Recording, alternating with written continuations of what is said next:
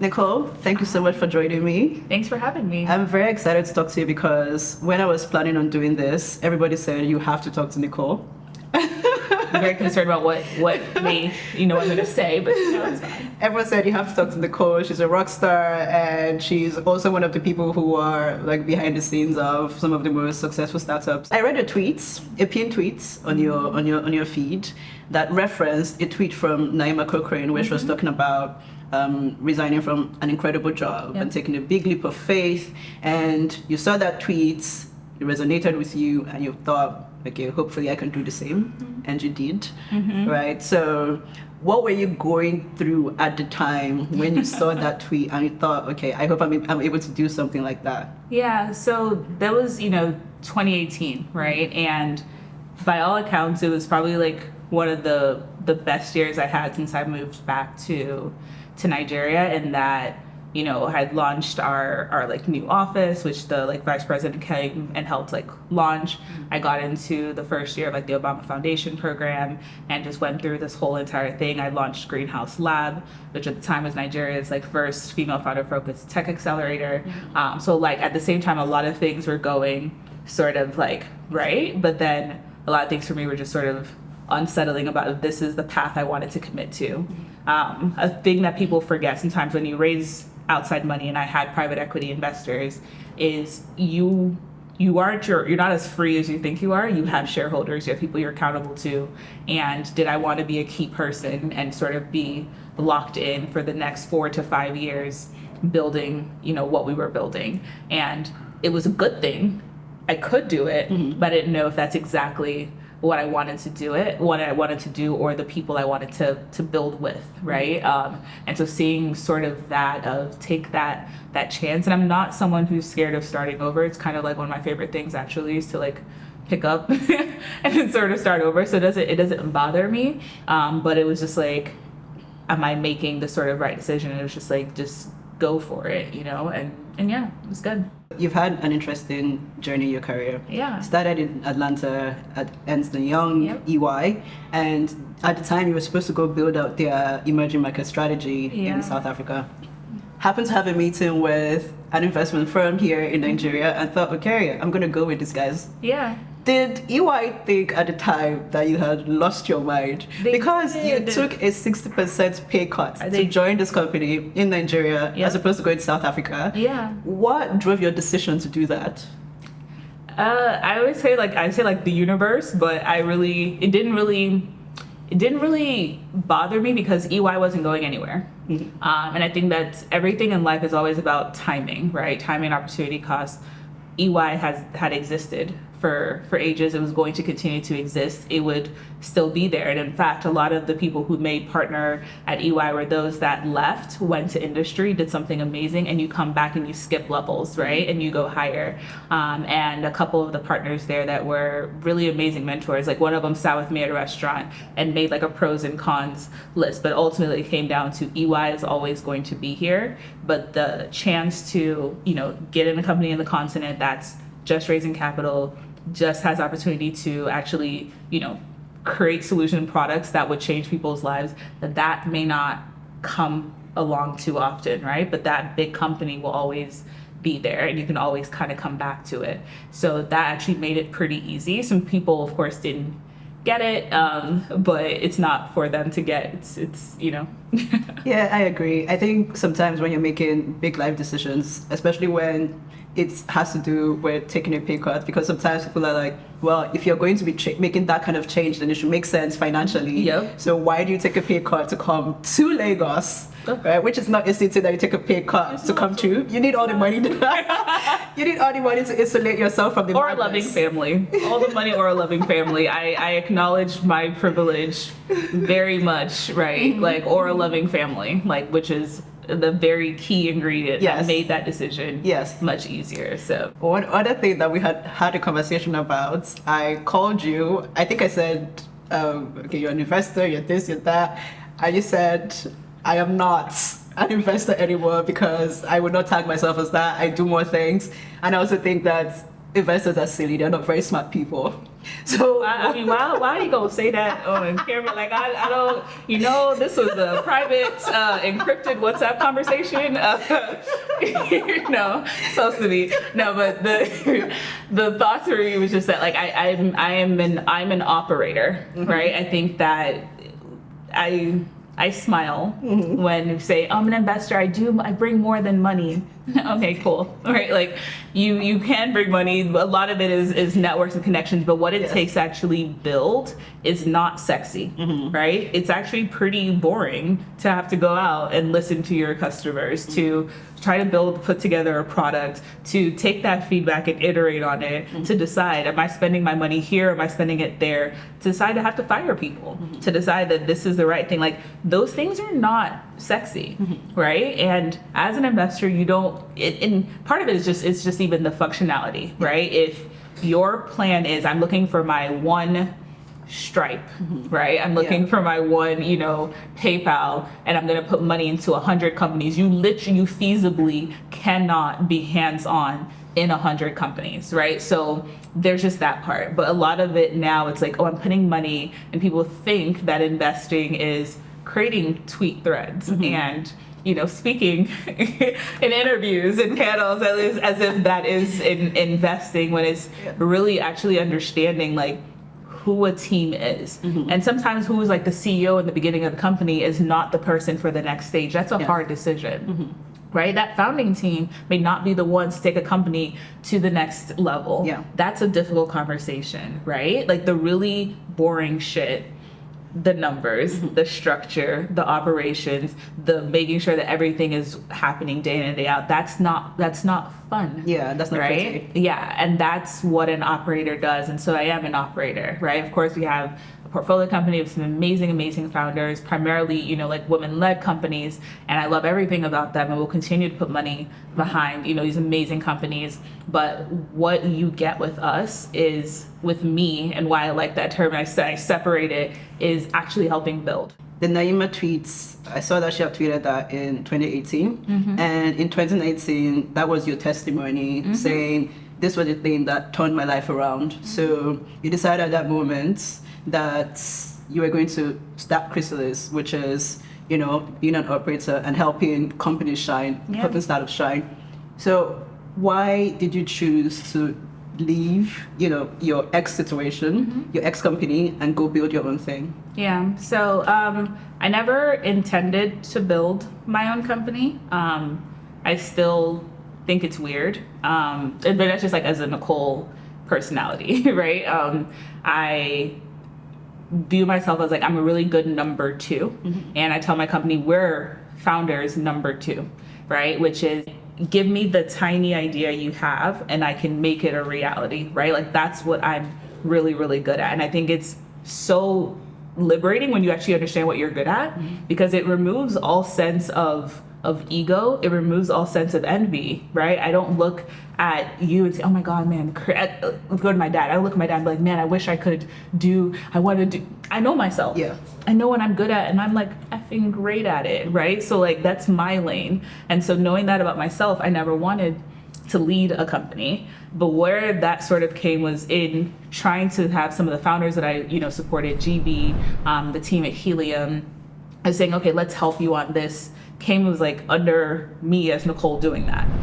But I was never going to do a thing where I'm like, I'm a contractor and I'm just helping as like one thing. I was always going to build an institution. I can't say I want to help you build an institution and I don't know how to build one myself, right? So the first client really is Chris, right? So I sat for 3 months and I thought about everything that I wanted the company to be. I thought about every benefit my team has today that had since day one. I designed the company I wanted to work in. I designed the values of the company. I designed the structure of what I wanted and executed that from day one. How do you decide what companies are worth the Chrysalis efforts?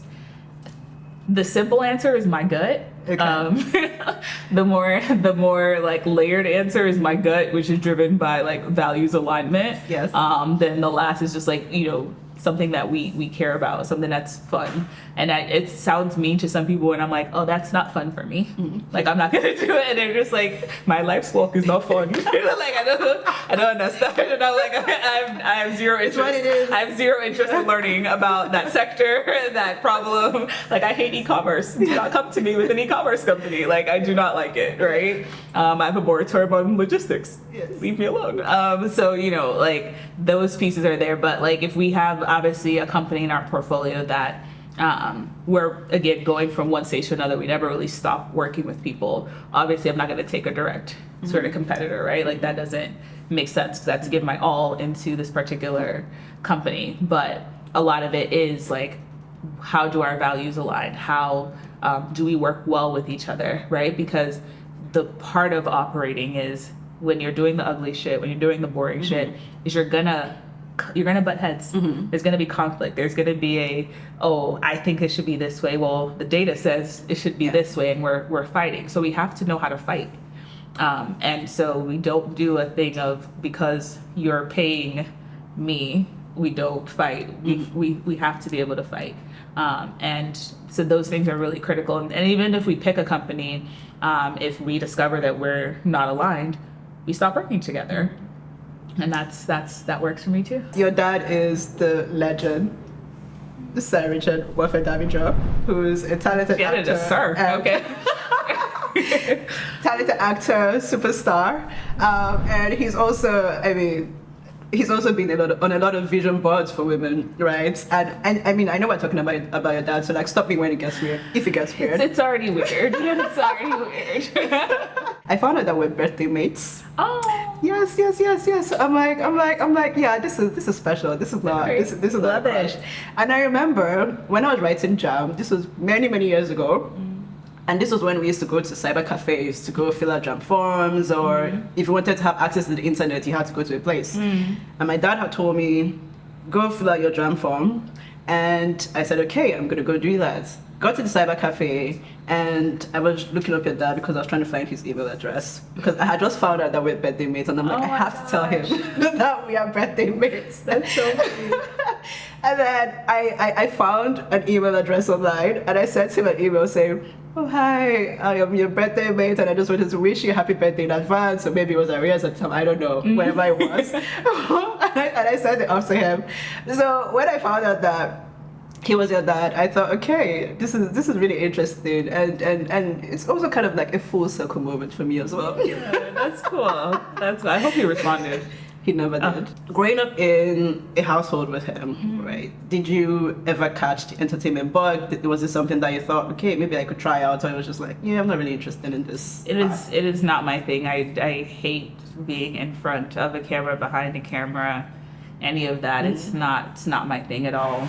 Like, at all. My younger siblings, they're into it a little bit now. Like, but for what I appreciate about parents that are creatives, right? So, my mom was a talk show host in magazine, newspaper, all of that is giving us room to figure out whatever thing is we want to do. So my dad's main thing is just contribute something to society, right? So if that is medicine, by all means. If it is art, by all means. If it's numbers, by all means. Whatever it is that you want to do, just make sure that you're excellent at it and you're adding something to society. So I didn't have to get into that space. It just gave us room to be us. But just our personalities are vastly different. Like I write. I'm a pretty good writer because of everything there. But I think I'm better at this other piece. I can take that creativity, right? I tell my team all the time, I'm like, I don't like when I'm super stressed because I can't create. Like we're still creative beings. It's just expressed in a different way. So yeah. And did you consider using his last name? Because you are Nichole Yembra, right? And we live in a country that values last names as currency, right? Maybe it could have made your life a little bit easier if, I feel like it would have been worse, right? So my legal last name here is Yembra Mofedamijo, right? But it's already weird when I first moved back and I'm working in tech. So now remember, I'm working in finance, working in tech. The man is in acting. he got you that job. How? Yep. Like, tell me, You hear that a lot. tell me how. Yes. Like, there's literally no link to any of that. So it wasn't necessary. Like, if I wanted to be an actress or be in entertainment, maybe having a link, whatever, is helpful. But in what I'm doing and what I'm building, it's not really relevant, right? Still my daddy. Yeah. still paid my rent that year, you know. But it wasn't really relevant. It was great to sort of stand alone, and I think it's important to judge people. Again, I know this is human nature, but to judge people for who they are. Yes. I'm someone that doesn't really care who your parents are or who whatever it is. Like I'm very much for how I experience you as a person, right? And I think it's weird when people treat you nicer as per I like your parent or you're this or you're that, because you still have to experience me. Yes. Right? And so yeah, and my like our parents are the same way. Like my dad is like super, super kind to each individual person, irrespective of wherever you're linked to or whatever. So like that was just that piece. But no, I think it's helped to feel like, you know, you stood on your own without that automatic first like link and ascribing, which people would still try to do anyway upon finding out later. So of course, when people find out, you know, their attitudes change, maybe there's like a spark in their eyes. And is that something that you notice sometimes where, you know, somebody was acting a certain way where, you know, you were Nichole Yembra, and then they find out, okay, RFD is your dad. Yeah. Do you notice that change? of course there's a change in some people, but it is what it is. Me too, I know when to use my father for things. So funny story, there was like a domain name I wanted, and the guy was like, in exchange for like a picture with my dad, he would give me the domain for free. And I was like, Dad, you're up. You know, so you do it, you need it too. Like there's times when that is very useful. I like that, you know, use it for the good. Yeah, it's for a good cause. Exactly. So, I mean, you lost your mom at a really young age, and I've heard friends who have lost their parents talk about the sense of urgency that it created in them, and how that changed their lives. Yeah. Like, is this something that's fundamentally impacted your life, and how did it change how you show up in the world today? It changed me a lot when I was young, and it's changed me a lot now in my mid-30s, right? So when I was a kid, again, I had my two older brothers. We were just like menaces to society. Like my brothers and I, we used to skip school. I don't know why. At 6, 7 years old, we were skipping school. We would leave Chrisland and jump the gates and be roaming these streets and you catch that. Like, I don't know what was wrong with us. But we were just wild children. And we would carry like at the bottom in the exams, we were like, are you not stupid? Like, why are you guys? And we're just like, life is fun. Like, our parents are fun. But after my mom died, like, I carried first in like our exams.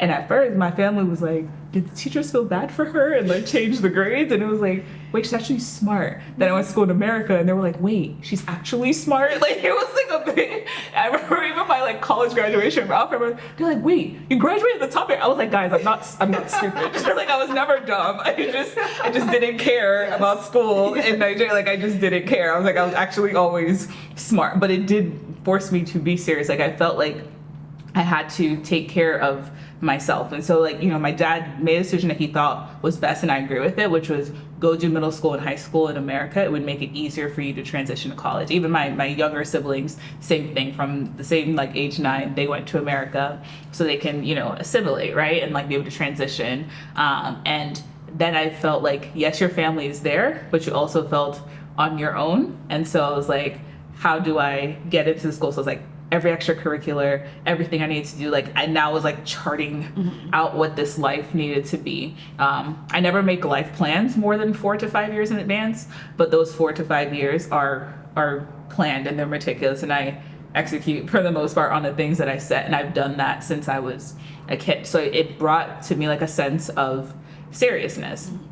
And then what I say, like in my, like around the time I was like turning 30, I got back to like a little bit more of myself, which is my more like playful and just life is not that serious, but like do the best that you can. But like because now I was confident that I would always succeed. Yes. Right. So before there's like a fear that you would not, and then after that it was like, no, I'm gonna be pretty successful whatever it is I do. So I might as well sort of enjoy it. I might as well only do things that I like. And then that is part of that piece of sense of urgency. So like my mom died at 39. So there's like an irrational, extremely irrational fear that's like my life will be short as well, which I know is not rational. I always knock on wood every time I say it. Yes. And so I literally am like, how many things can you do in that time, right? Like, what can you accomplish? What does legacy look like? What does a lasting impact? Because we're 26 plus years, about to be 27 years since my mom passed, and people still talk about her. Like I went back and read her books because I was, reviving like her publishing company with my dad, and I'm like, these were actually good. I know it sounds mean to be like, oh, everybody liked her, but I was like, wait, she actually was good. Like she's actually a really good writer, So like, but you feel that thing. So in my head, I'm like, okay, what other things do I have? I have 3 years, right? I turned 36 in Feb. So I'm like, I have 3 years to do a lot. And what do I want to leave the world with in that sort of time? Again, it's not rational, but at the same time, it kind of is, right? Because tomorrow's never guaranteed for anyone. But that piece is there. I'm trying to enjoy it. So I'm only going to do things I want to do, right? I'm only going to do things that bring me joy. I'm only going to do things that push me and motivate me. I'm only going to be around people that I want to be around, right? I'm not going to force myself to be around people that I don't want to be, because I don't know how long you have here. What I was grateful for with my parents was always about like defining ourselves, right? Like what success means like to us versus less about them. Like I said, my dad, which is still a thing off of my mom, like their definition, their base thing on pride is, are you contributing something to society? And you're like not a burden, right? You're more of a benefit than a burden. So if you're doing that baseline, my dad is like proud of you, right? Like there's not a thing of, oh, my child must be doing this for me to love you, right? So I guess I have the benefit of not feeling that pressure. What I look at though is not squandering the opportunity, right? So my parents grew up, in Warri, both like poor, like my grandma and my grandpa on my mom's side, illiterate, 12 children. They used to sell gari before work. My dad, polygamous family, all of them, working like sort of that community. My dad had to work, like they didn't have anything. I got to be born in America. That alone, they literally have to do nothing else for me in life besides giving me a blue passport. Yes. Right? Like I have to take our familial next generation. I'm the first grandchild too, like, right, to a different level. And then you set a new bar and continue to pull generations up. So like there's just that piece, but not like my entire space, my entire field is completely different from what she did, right? But I think she impacted people's lives. It was less about like nobody remembers did her magazine sell this many, did her show have this many views. It's the Sunshine Foundation, right? It's the people she put through school, it's the families that she fed, it's the orphans that she housed, right? Like it's that mattered more, right? So for me it's the effect on people versus the companies I invested in. It's bullshit. Yes. Do you feel pressure being a first grandchild? And I ask you that because I too am also a first grandchild from my mom's side. So many links over here. and sometimes I feel that. I tell my family that I'm badly behaved. I've set the expectations. I'm very firm on boundaries in my family. Like my grandma calls every Sunday. We have the exact same conversation, and they say yes, yeah, ba, which means leave me alone. And so I'm like, dude, and she's like, I'm waiting for you. I'm like, you wait, and then we start laughing. We just back and forth every week for the last like 15 years. And so she's used to it. Like, but I don't think my family like. How do I explain this PG? What do I do? Like, I let my grandma think that like I work for some terrible, just demanding boss, and I'm like, I'm so tired. I walk. She's like, hey, you still walk? I'm like, yes, I'm still at walk. So she sets the pressure. I was like, it's not my fault. So I'm sure she was probably like, wait, you work for yourself. She was like, that doesn't really go with what I thought it was. I was like, yeah, my boss. I'm the demanding I'm like, my boss is crazy. Like, I don't really know what to tell you. You've talked about doing therapy before and how transformative that was to you.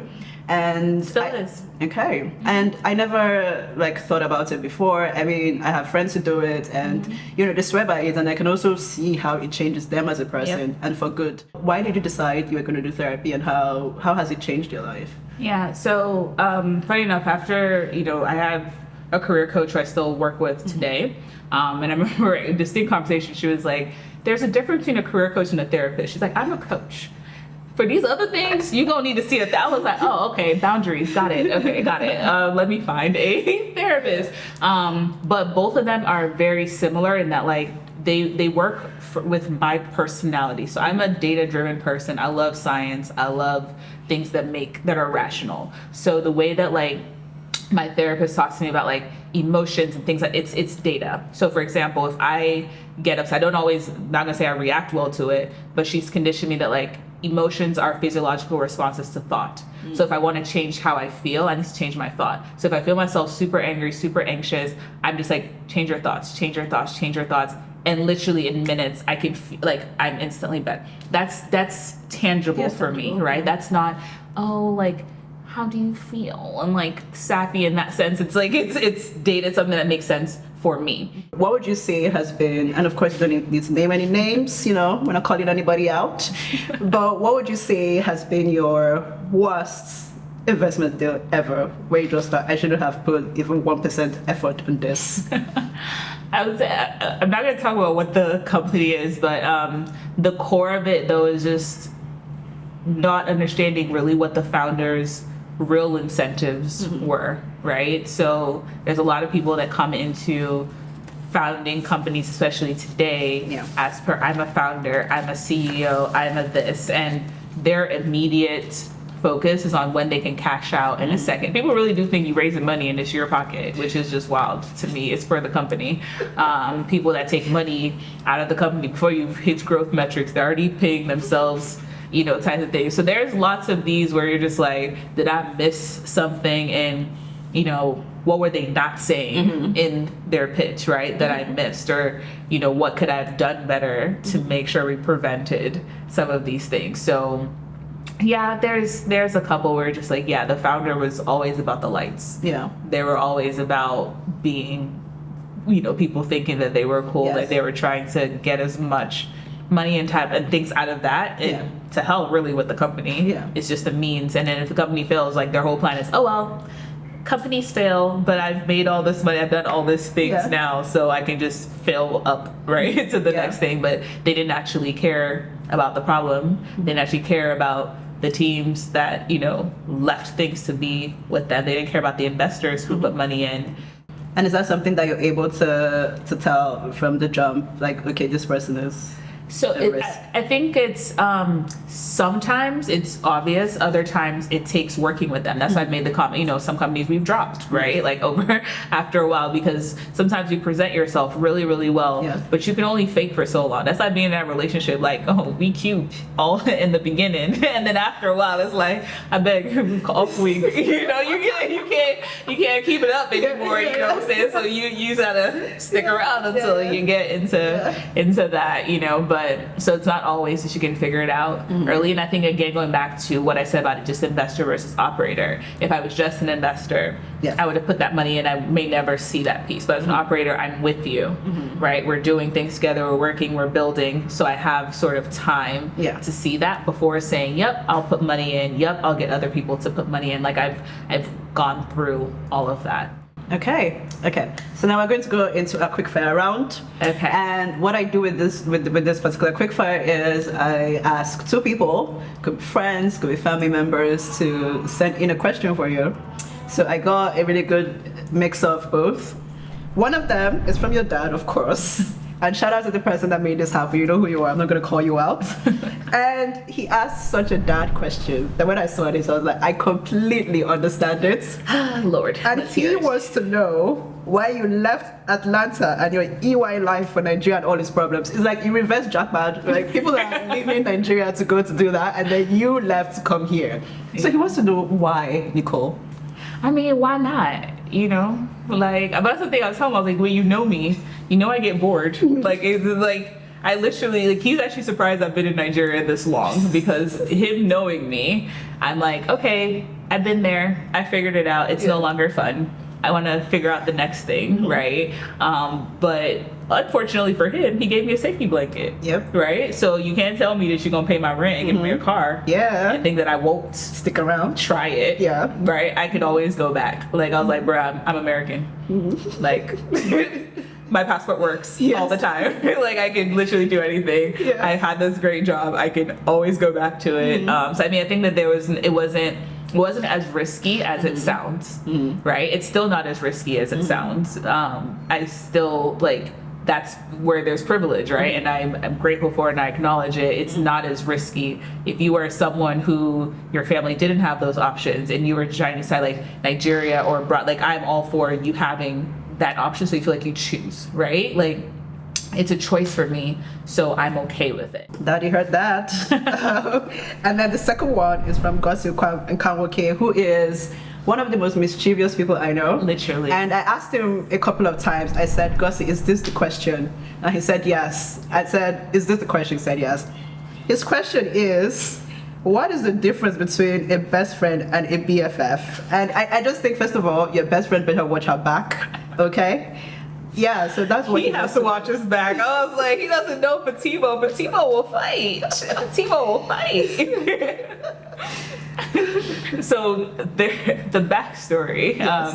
So my best friend Fatimo, we've been friends since we were 6 years old, right? So that's almost coming up on 30 years. And she's like the best human being that I know, like literally the most adorable human being. And then Gossi and I we met and we said we're BFFs.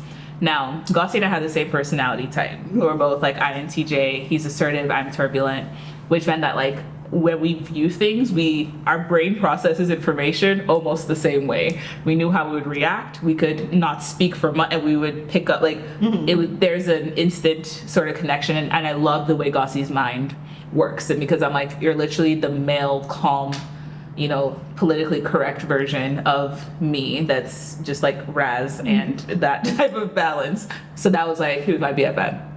Fatimo, on the other hand, that's my soulmate, right? Like she is like, I love her. We joke, as going back to personalities again, like Michelle Obama's INTJ, Barack Obama's a protagonist personality. So we joke, I'm like, she's like my Barack to my Michelle, and that like, she's a perfect complement. She's a feeler, which is annoying at times, but like, whereas I'm a thinker, but she's so kind, so thoughtful. She's like a perfect balance. Gossi is me in male form. Fatimo is my perfect balance, my perfect soulmate. Okay, well, Gossi, I guess, you know, one is a soulmate and the other is not. Now you're throwing stuff in there too. Okay, and then my own question is, what's the one big thing you'd like to do in 2023? Just make more money. Okay. I mean, ain't nothing else. Okay. I I have a very unfortunately expensive lifestyle habits that I need to maintain. Very I get that. Unfortunate. I get that. I mean, I think when people wonder why I do certain things, it's just for. Like, I have expensive habits. I need to make enough money to sustain those habits. Have you bought strawberries in Lagos? It's expensive. So even though it's not crazy, I mean, those fruits, it's just strawberries that I want. Those strawberries, I gotta make money. Yeah, you gotta buy those strawberries, eh? Yeah. Nichole, this has been so inspirational. The fact that people speak of you, the way they speak of you, is also a testament to who you are and who you have become, right? So this was amazing to talk to you, and I'm very happy that you came sit down here with me today. So thank you so much. Thank you for having me. It's a great interview vibe. I liked it. All right. I love that. Thank you. Yeah. Yeah.